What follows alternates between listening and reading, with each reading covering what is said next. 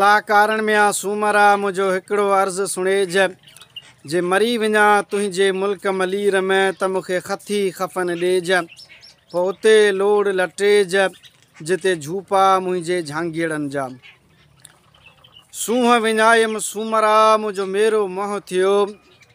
विञण तित पियोमि जिते हलण नाहे हुस्नरी सूंहं विञायमि सूमरा मुंहिंजो काॾे वियमि कमाल विञा कीअं वतन ॾे हेड़ो वठी हाल जे ॾींहं तूं जमाल त सूंहं सरतियुनि विच में। अस्सलामु अलैकुम, वेलकम बैक, ख़ुशि आमदीद ऐं भलेकार तव्हां सभिनीनि सॼणनि मिटनि माइटनि अज़ीज़नि क़रीबनि खे। हिन वक़्तु असां सूबाए सिंध ज़िलो सुजावल तालको जाती ऐं जाती शहर खां तक़रीबन 20-22 किलोमीटर ॾखण तरफ़ लाड़ सिंध जे आख़िरी उन हिसे ते जितां खां बाद में पाकिस्तान जी आबादी ख़तमु थिए थी ऐं अरबी समुंड शुरू थिए थो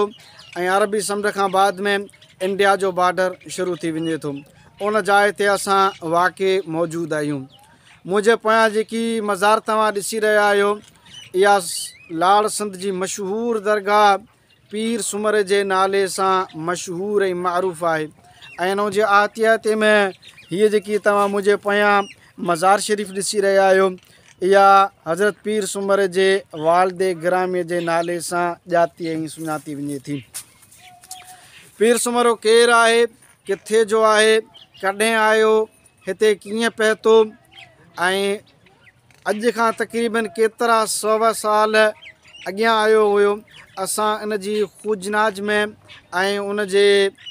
तरबियत वार किताब लिखण या इंटरव्यू वठण जे लाइ हिन दरगाह में मौजूदु आहियूं ऐं सूमर पीर जी पूरी तफ़सील सां ज़िक्र तव्हांखे मुंहिंजो हिन वीडियो में मिली वेंदो। साईं सैयद पीर सूमरो साहिब असुलु केरु आहे, किथे जो आहे, हिते कीअं पहुतो, कॾहिं आयो, वॾेरो मोहम्मद दांदल इन जे बारे में छा थो चवे, खमू ख़ान मुजावरनि जे बारे में छा थो चवे ऐं हिते जा रहायशी माण्हू उन जे बारे में कहिड़ी मालूमात ऐं ॼाण ॾियनि था ऐं जाती शहर जो मुहक़क़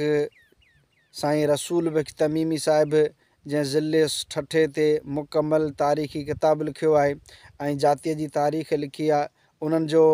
साईं सैयद पीर सूमर जे बारे में छा चवणु आहे। तव्हां मुकमल अगरि ॾिसणु चाहियो था त मुंहिंजे यूट्यूब चैनल ते अचो। चैनल जो नालो आहे सिकंदर का मुक़द्दर। तव्हां उर्दू में लिखो या सिंधी में लिखो सिकंदर का मुक़द्दर या हिन लिंक ते क्लिक करे तव्हां मुंहिंजे चैनल में अची सघो था ऐं उते मौलूद मलाखड़ो ऐं ॿियूं सक़ाफ़ती शयूं बि ॾिसी सघो था। तव्हां सभिनी जी वॾी वॾी महिरबानी।